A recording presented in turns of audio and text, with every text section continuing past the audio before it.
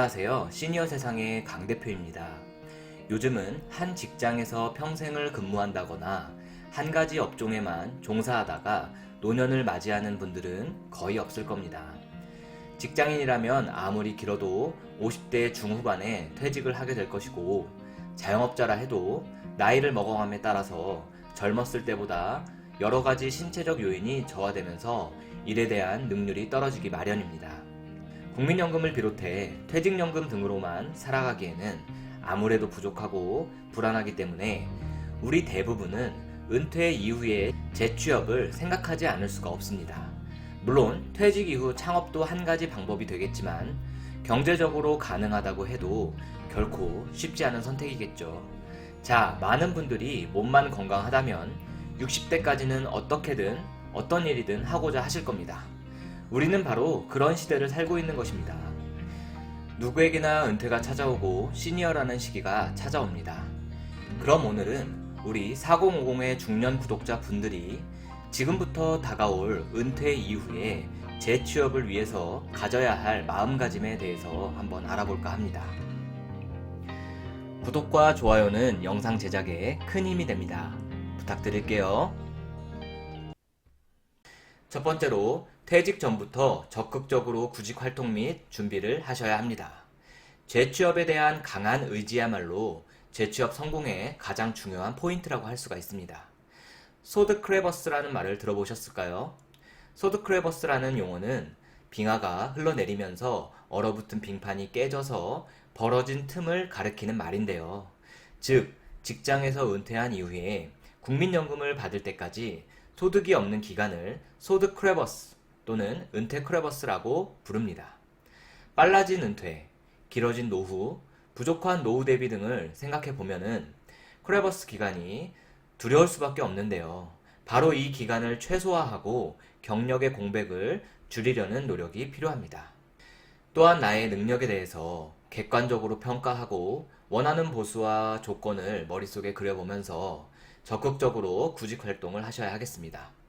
두드려야 열립니다. 뒷짐지고 서서 이제껏 쌓아온 나의 경력과 스펙만 되새기면서 알아서 어떻게든 되겠지 하는 식의 마인드로는 급변하는 현재의 시대에 빈곤한 노후를 맞이할 수밖에 없습니다. 예를 들어 퇴직 이전에 비교적 쉽게 취득이 가능하고 고령화 시대에 구직 수요도 많은 요양보호사 및 사회복지사 등의 자격증을 취득하시면 많은 도움이 될 수가 있습니다. 쉽게 생각나는 대로 또 말씀드려 볼까요? 요즘 인테리어 공사 관련 수요가 급격히 늘어나고 있습니다. 인기 직종으로 각광받는 건축 도장 기능사나 지게차 운전 기능사 또는 주택관리사 등 비교적 준비 기간과 노력이 필요한 자격증들도 존재합니다. 이들 자격증들은 자격만 갖춘다면 5060 세대가 충분히 근무가 가능하고 구인하는 입장에서도 꼭 젊은 사람을 선호하지는 않기 때문에 도전해 볼 만합니다. 옛말에 시작이 반이라고 퇴직 이전에 꼭 자격증 취득을 하지 않더라도 은퇴를 준비하는 과정에서 미리미리 정보를 수집하고 계획을 해두신다면 분명 은퇴 이후에 겪게 될 소드크레버스 구간에 좀 더 현명하게 대처할 수가 있습니다. 두 번째는 눈높이를 낮추어야 합니다. 본인의 전성기 시절만 생각하면서 재취업을 생각한다면 많이 힘들어질 수밖에 없습니다. 특히 현역에 있을 때 소위 말해서 잘 나가던 사람일수록 은퇴 이후의 삶을 받아들이지 못하고 방황하는 경우가 많다고 합니다.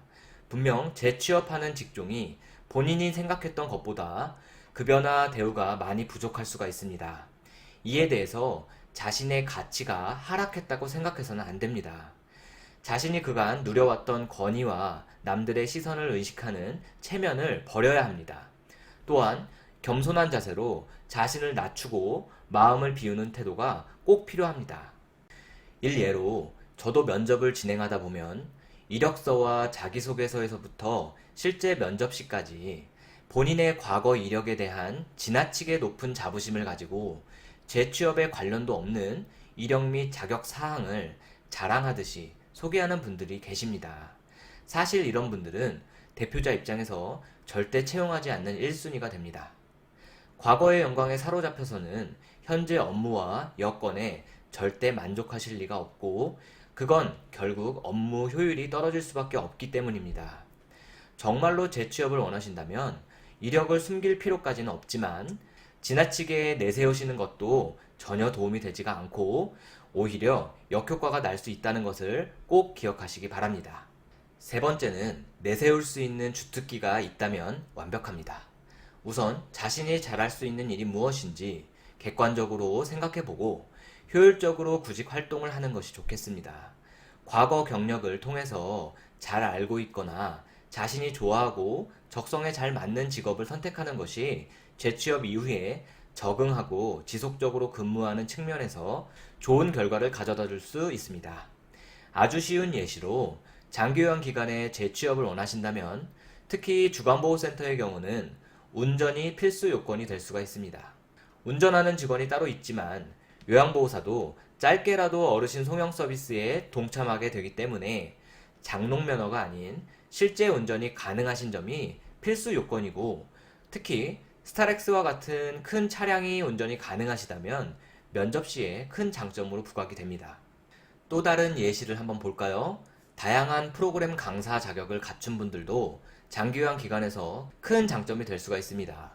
요양원이나 센터에서는 외부 강사를 통한 프로그램 진행이 이루어지고 있긴 하지만 그것만으로는 시간이 부족하기 때문에 직원들이 자체적으로 프로그램을 진행해야 하는 시간이 제법 많습니다. 또한 코로나로 인한 외부 강사 출입이 통제되는 경우도 종종 있기 때문에 이럴 때 어르신들을 대상으로 프로그램을 진행할 수 있는 역량을 갖추고 계시다면 이런 부분을 어필한다면 채용하는 입장에서 큰 매력을 느낄 수가 있습니다. 그러니까 은퇴를 준비하는 분들은 이런 부분들을 꼭 기억하셔서 꼭 장기요양 쪽이 아니라도 본인이 원하는 직종에 맞게 자신을 내세울 수 있는 무기를 하나쯤은 준비해 두시면 좋겠습니다. 마지막으로 이력서와 자기소개서를 전략적이면서도 성심껏 작성하는 것이 중요합니다.